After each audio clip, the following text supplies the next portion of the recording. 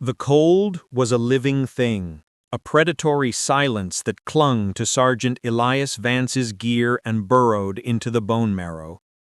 72 hours without sleep, 48 hours with only a handful of water purification tablets and MRE remnants, and the final 40 kilometers had become a blur of agonizing, rhythmic footfalls. This wasn't the enemy, not yet. This was the Crucible, the final, deliberate breakage point where the core weeded out the merely capable from the truly consecrated. A simulated ambush 6 hours ago had shattered their planned supply chain, forcing a complete shift to survival mode, a relentless push through the unforgiving, shale-littered peaks of the Obsidian Range. Every muscle fiber screamed a protest that Vance's mind had long since learned to mute. His rifle, once an extension of his arm, was now a dead weight, 1,000 tiny stinging reminders of gravity's unwavering law. The air tasted of pine and metallic fatigue. He kept his breathing slow, a metronome against the frantic impulse to panic, a discipline honed through years of practice. Control the breath, control the fear, control the moment. He focused on the boots directly in front of him, the simple, necessary commitment to the next step, filtering out the overwhelming totality of the distance still to cover, the monumental effort required. The unspoken contract was with the man beside him, and with the uniform. Discipline was often mistaken for obedience, a reflexive following of orders, but Vance knew the truth. True discipline was the architecture of the mind, the structure built to withstand the mental assault when the body failed. It was the internal firewall that prevented the cascade of despair. The voice inside him, slick with temptation, offered comfort, a chance to stop, to signal distress. It was a reasonable voice, advocating for self-preservation, citing pain and resource depletion. But that voice was the first enemy to be defeated. He remembered the colonel's words during training. The line between success and failure is drawn long before the first shot is fired. It is drawn in the silent hours of preparation, in the refusal to accept an easier path. He ran a silent internal inventory. Rifle secure, water half full, comrade moving. Comrade moving. That was the central anchor. His exhaustion was a personal burden. His failure to move would become a shared one. The concept of "I can't" was a luxury he had forfeited the moment he took the oath. He had to be a mechanism of absolute, unfaltering forward momentum. The cold was a test, the hunger was a test, the dizziness was a test. He would not fail the test of the will. His pace remained measured, robotic, draining the physical reserves, but keeping the mental reservoir untouched. He recalled a moment from his first deployment, the sheer, paralyzing shock of incoming fire. His instructors hadn't taught him to be fearless. That was a fool's errand. They had taught him to respect fear, to treat it as a source of energy, a primal alarm system to be acknowledged and then overridden. Fear is a compass. It points you to what you must overcome. He repeated the quote silently, a mantra. Honor wasn't an abstract concept, a flag to salute. It was the weight of his promise to Private Reyes, who was now stumbling 20 yards ahead, his limp a visible testament to the cost of the earlier ambush. Reyes's injury was minor, a sprained ankle, but in this environment, it was a crippling liability. Vance kept his focus on Reyes's pack, the worn canvas a symbol of their shared burden. Every man had a breaking point. The honor was in moving that point, in redefining the boundary of what was physically and mentally possible. The integrity of the unit superseded the integrity of the individual body. He shifted his weight, adjusting the straps of his own pack, finding a new way to distribute the load, ignoring the burning ache in his lower back, forcing the body to find resources it claimed were depleted. The path ahead was a ribbon of gray rock and dark shadow. The darkness offered no comfort, only the necessity of absolute vigilance. The pain in his feet was now an eloquent, constant roar, no longer a mere complaint. Every step felt like walking on broken glass, a predictable, jarring stab of agony. He refused to look at his watch, refusing to allow time to be a factor. Time was a distraction, an artificial boundary. There was only now and the task. This was where the discipline of the body met the raw, unyielding core of the spirit. He knew the body could endure far more than the mind initially permitted. The exhaustion was a fog, a chemical cocktail designed to trick the brain into surrender. He countered it by focusing on small, immediate sensory details: the smell of the cold earth, the sound of their combined labored breathing, the precise feeling of his thumb on the safety catch. He stripped the entire experience down to the granular level, step by step, breath by breath, thought by thought. This reductionist approach was the core of his survival strategy. Remove the overwhelming future. Focus only on the manageable present. He was a machine built for perseverance, and machines do not debate their programming. The mission was to extract the team safely. The mission was absolute.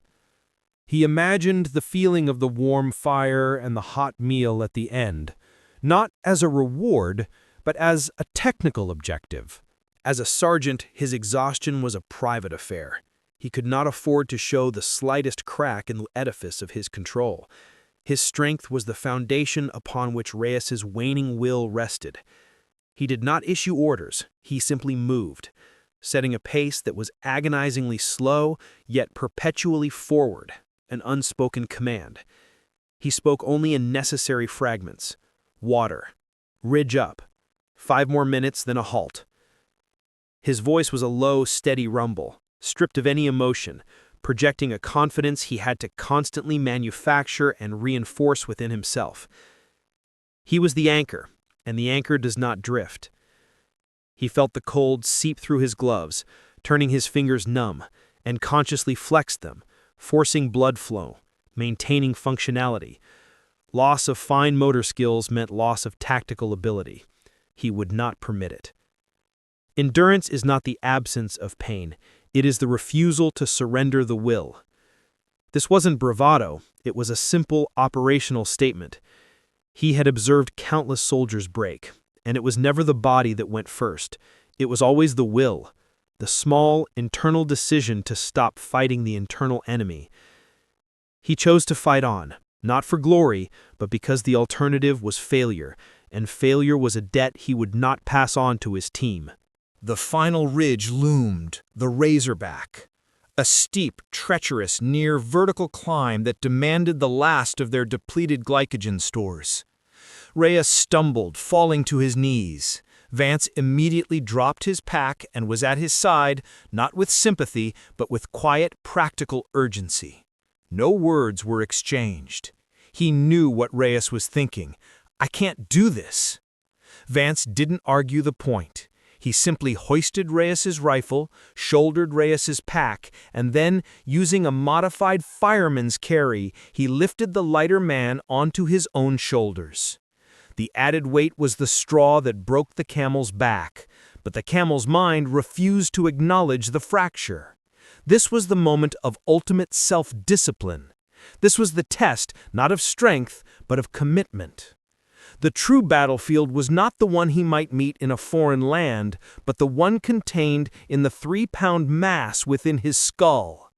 He started the climb, hands grasping rock ledges, boots scrambling for purchase. The pain was now a pure, blinding white noise. He filtered it out, reducing his existence to the next 4 inches of upward movement. The main idea solidified, burning through the mental fog. The only true battlefield is the space between your ears. He pressed on, the weight of 2 packs and 1 man crushing his spine, but the weight of his commitment was heavier, and it refused to be broken. He moved slower than a glacier, but he moved. Sweat, cold and clammy, plastered his hair to his forehead and ran into his eyes, but he kept his gaze fixed on the apex. He was no longer a person. He was an engine of extraction, a conduit of the unit's collective will. He heard Reyes' muffled, defeated whisper, "Sarge, leave me." Vance did not answer. Words were wasted breath. He tightened his grip and shifted the weight, a silent, profound answer. They did not leave their dead, and they certainly did not leave their wounded, even in a test. This was the core of the honor system, the reason the uniform was worn, a radical, self-sacrificing commitment to the man on your left and the man on your right. He imagined the faces of the families, the mothers and fathers, the children who trusted the Corps to bring their soldier home. That phantom weight was heavier than Reyes, heavier than the 2 packs, heavier than the burden of the Razorback, and it propelled him forward. He would not fail the contract. His jaw was clenched, his breath a ragged, tearing sound in the silence of the night, but the steps kept coming. A flicker of memory, his father, a simple man, a builder, saying, "Son, you don't judge a job by the size of the challenge, but by the depth of your finished work." The work was not yet finished. He was not yet a finished man, not until he crested this ridge. He could feel his heart hammering a frantic rhythm against his ribs, a drumbeat of pure, desperate, physiological exhaustion. He could taste the bile of fatigue. Yet the mind remained quiet, a core of cold, calculating steel. It was a conscious choice to separate the biological panic from the operational decision.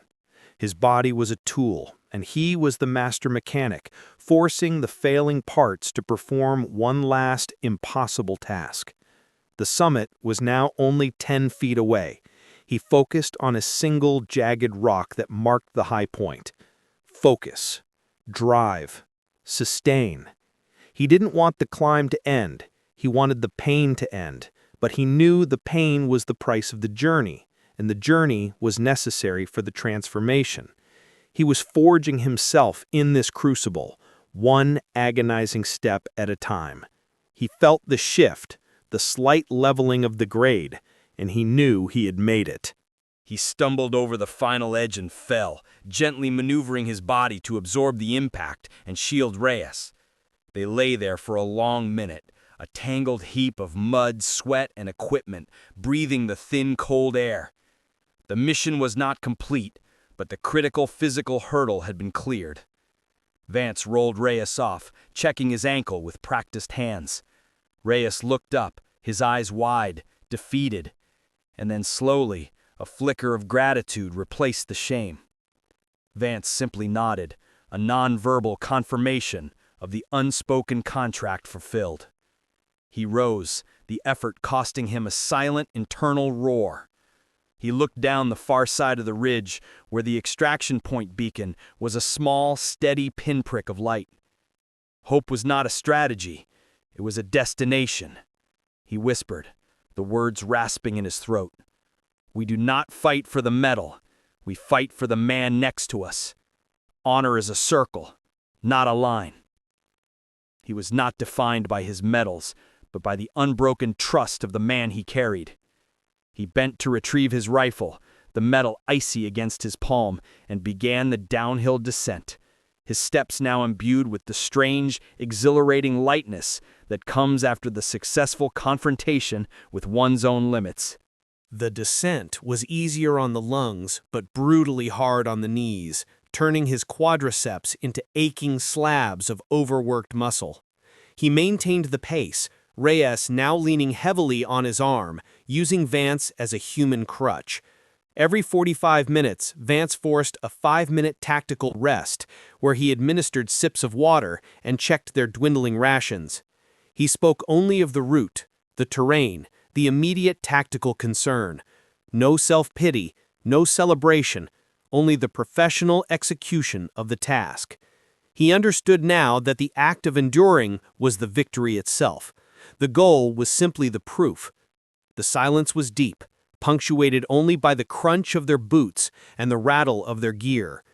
It was the sound of men who had stared into the void of their own exhaustion and found something harder, something resilient at the very core of their being. They were two shadows moving through the pre-dawn dark, bound by a shared, brutal experience. Vance did not feel triumphant, but settled. The storm of pain had been mastered, the will reaffirmed. He had found his quiet strength. The deepest fatigue settled in during the final 2 hours, a heavy velvet blanket draped over the consciousness. This was the dangerous phase, where hypervigilance warred with the primal urge to sleep. His mind began to play tricks, shadows shifting into phantom figures, the sound of the wind morphing into distant voices. Vance fought this blurring of reality with meticulous self-imposed checks. He mentally recited the 6 general orders, then the disassembly sequence for his rifle, then the radio procedure codes. This forced, structured thought provided a rigid framework that kept the fog of exhaustion at bay. He used the remnants of his military discipline to police his own mind, treating every errant, sleepy thought as a potential operational security breach. This was the silent, continuous battle he fought within himself, a testament to the fact that discipline was not just about doing what was right, but about thinking what was necessary. He had to be sharp, focused, a guardian of their safety until the last second, because the enemy, whether real or a simulated training opponent, only needed a single lapse. His movement had become completely mechanical, a complex series of routines executed without conscious debate. Left foot, right foot, check grip, scan sector. This robotic, unthinking flow was the ultimate expression of his training. The human body, when reduced to its basic mechanical functions, is capable of astonishing persistence. It is the mind that introduces doubt, hesitation, and self-pity. By removing the mind from the loop of decision-making and allowing the trained automatic responses to take over, Vance achieved a state of operational flow. He was watching himself move from a detached distance, observing his own survival mechanism at work.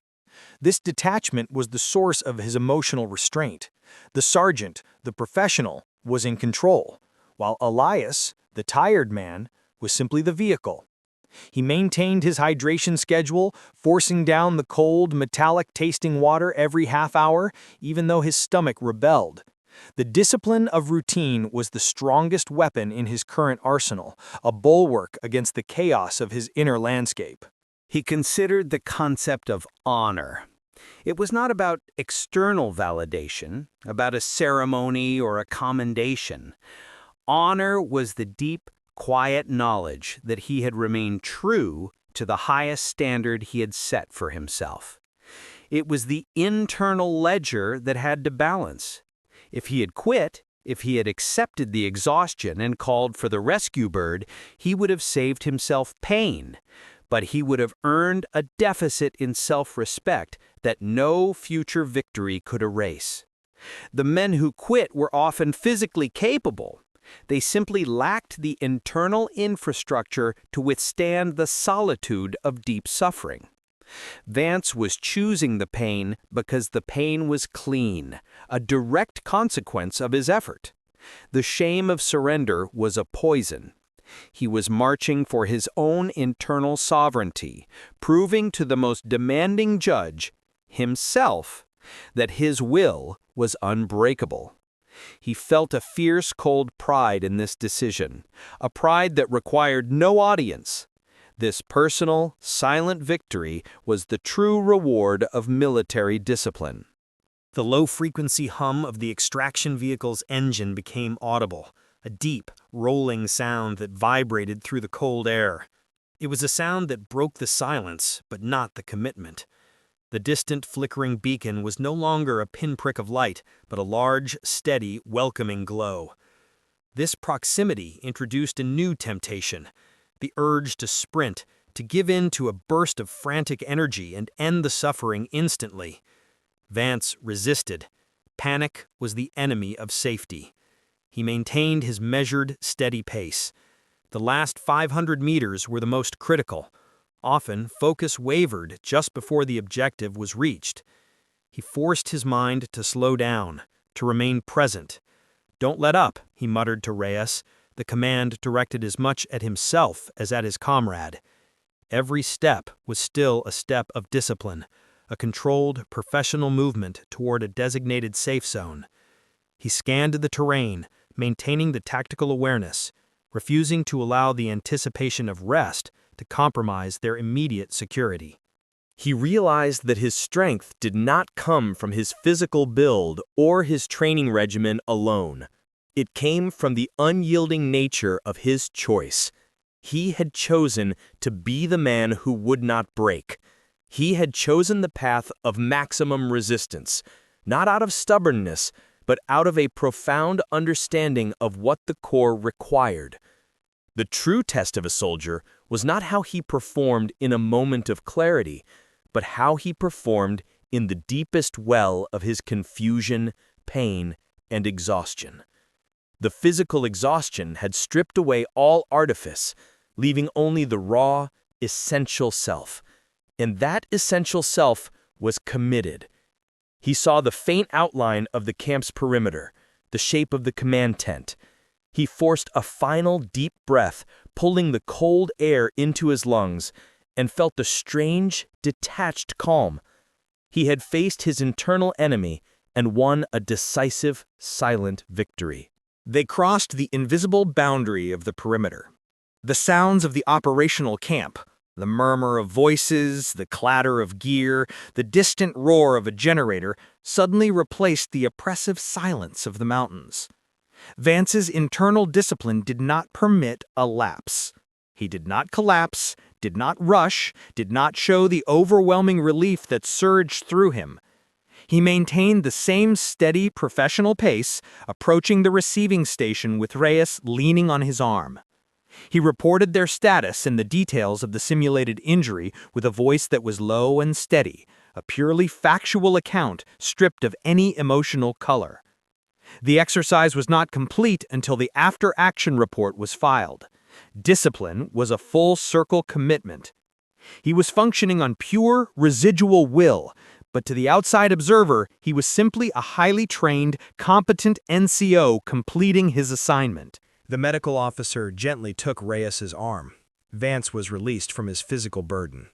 He stood erect, letting his own pack slide to the ground, the sound of the equipment hitting the frozen earth a surprisingly loud punctuation mark. Reyes, eyes still exhausted but now clear, gave a single, small nod.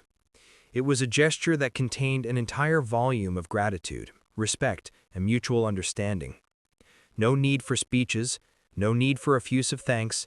The shared experience, the unspoken contract fulfilled, was the bond. Vance returned the nod, his face expressionless.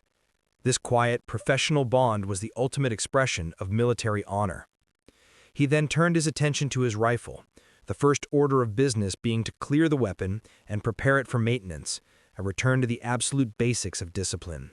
During the brief debriefing, the lieutenant looked at the exhaustion etched on Vance's face, the deep shadows under his eyes. "Sergeant, you pushed past what we considered a reasonable breaking point. Why didn't you tag out?" Vance's answer was immediate, devoid of rhetoric, delivered with the flat certainty of a man who knows his own code. "Sir, the standard is the standard. If I accept an exception for fatigue, I set a new, lower standard for the next challenge. The mission was non-negotiable." He saw a flicker of profound understanding in the lieutenant's eyes. It was the answer of a soldier who had truly grasped the principle of unyielding commitment. The cost of the will was exhaustion, but the reward was the unshakable certainty of his own internal strength. He felt the cold air of the Razorback still clinging to him, a chilling reminder of the battle won on the psychological plane. He knew the exercise was not about physical strength. Many were stronger.